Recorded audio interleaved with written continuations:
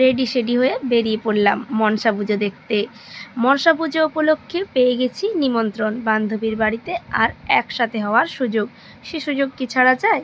তাই রেডি হয়ে বেরিয়ে পড়লাম। প্রায় 4 বছর পর আমরা 5 জন একসাথে হয়েছি। এমন সুযোগ হাতছাড়া করলে হয়তো আর ফিরে পাবো না। তাই সবাই নিজের অসুবিধা নিয়ে সেটাকে তুচ্ছ জ্ঞান করে চলে এসেছে। আসা মাত্রই শুরু হয়ে গেছে মজা, যেটার আর শেষ নেই।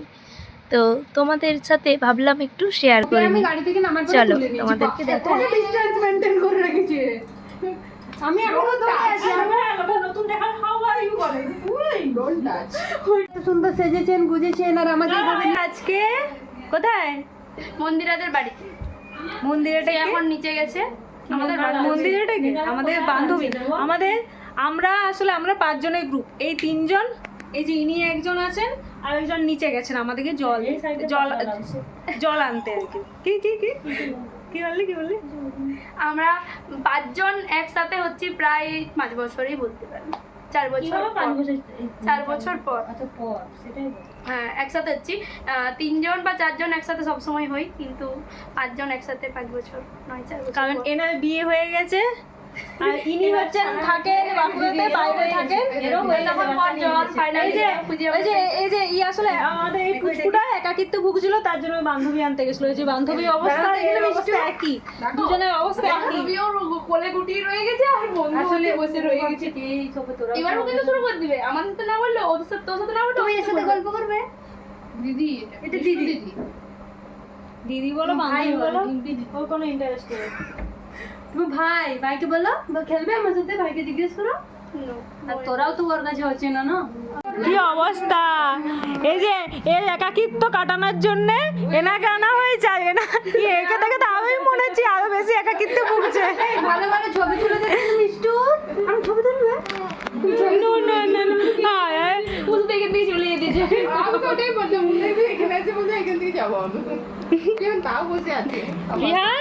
তুমি হাই হ্যালো করো কিছু। চেষ্টা চলছে দুটো বাচ্চার মিলন ঘটানো, দুটো বাচ্চায় কেউ কারোর সাথে মিলন করতে চায়নি। বন্ধুত্ব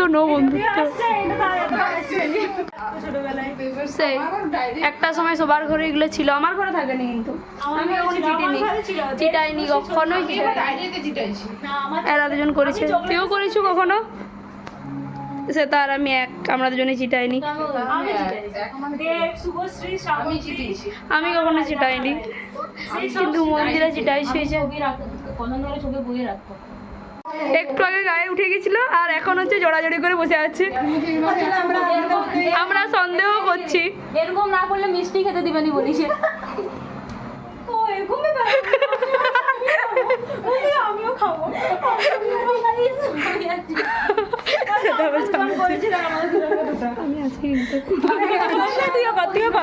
তুইও যা,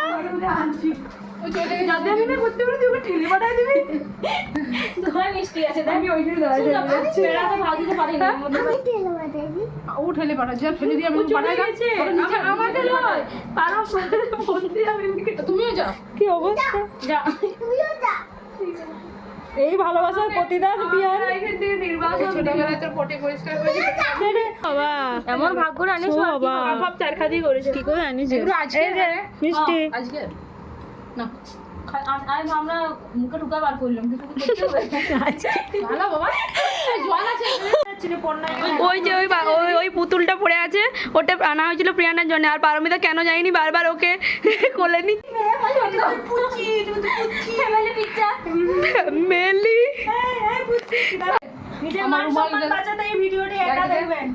কারণ এইখানে যা সব কথাবার্তা, যা সব কাজ কারবার চলছে, তাতে এর কোনো লজ্জাও নেই। তোরও ওটা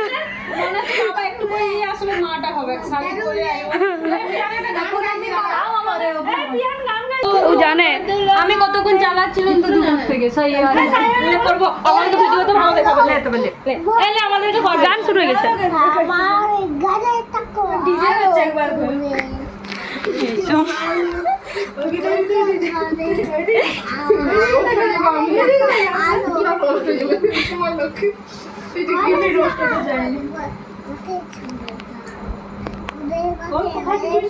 না দুধে ভাতে বেঁচে থাক মা, তোমারই সন্তান। জানে ও বলছে রে, আমি বুঝতে পারছি। জয় জয় জয়